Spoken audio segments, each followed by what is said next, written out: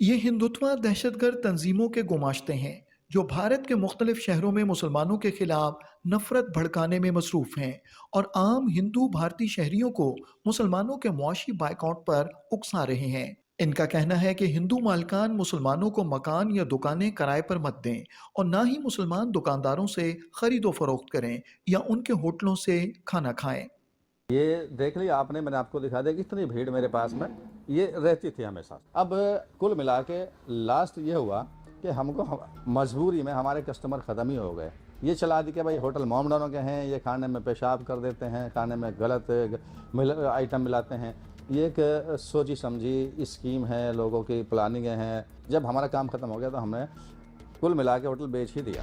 بھارت کی کچھ ریاستوں میں مقیم مسلمان میٹ ایکسپورٹ کے کاروبار سے وابستہ ہیں، لیکن مودی حکومت نے ان کے میٹ پروسیسنگ پلانٹس بند کر دیے ہیں۔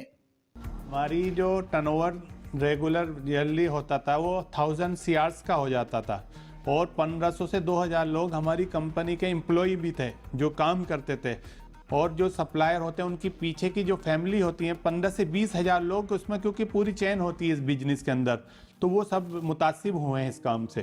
لگ بھگ 6 سالوں سے فیکٹری بند کر دیا انہوں نے ہمارا۔ پالیسی یوں لگتا ہے کہ ایک دم سرکار بنتے ہی اسی کاروبار پر چیک کیا گیا، اور کیونکہ ان کو معلوم تھا کہ روزگار ملا ہوا ہے، ان کو معلوم تھا جو ان کو زر مبادلہ آ رہا ہے، فورن کرنسی آ رہی ہے، ان کو آ رہی ہے، ان میں خوشحالی آ رہی ہے، ان کے لیونگ آف اسٹینڈرڈ بڑھ رہا ہے، ان میں ایجوکیشن آ رہی ہے، تو یہ ان کو ناپسند تھا۔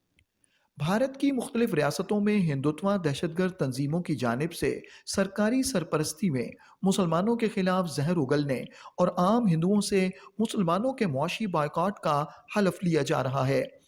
شپت لیتے ہیں کہ آج سے ہم ہندو کسی بھی مسلمان دکاندار سے کسی بھی پرکار کا سامان کا خریدی بکری نہیں کریں گے۔ آج سے ہم ہندو کسی مسلمان ویکتی کو اپنی زمین لیز میں یا بکری نہیں کریں گے۔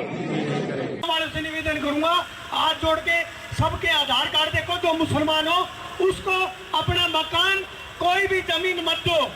جہاں ایک طرف ہندو انتہا پسند مسلمانوں کے معاشی بائیکاٹ کی کال دے رہے ہیں، وہیں بھارتی حکومت مسلمانوں کے رہائشی مکانات، کاروباری مراکز اور مساجد کو مسمار کرنے میں مصروف ہے۔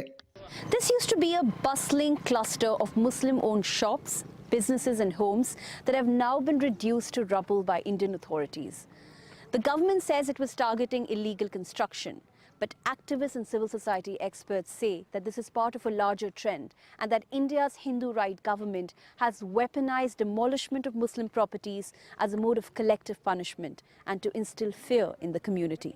انسانی حقوق کے کارکنوں کا کہنا ہے کہ بھارتی حکومت مسلمانوں اور دیگر اقلیتوں کی جائیدادوں کو ایک سوچے سمجھے منصوبے کے تحت مسمار کر رہی ہے۔ There are many things which are illegally built in India, but the idea that it is just these particular habitations that's being targeted is, I think, symptomatic of the broader issue of essentially minorities being targeted because of their beliefs.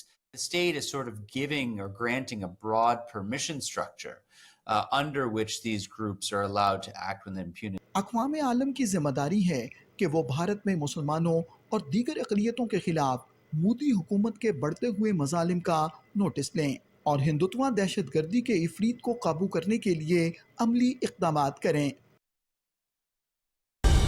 درست ہر وقت بر وقت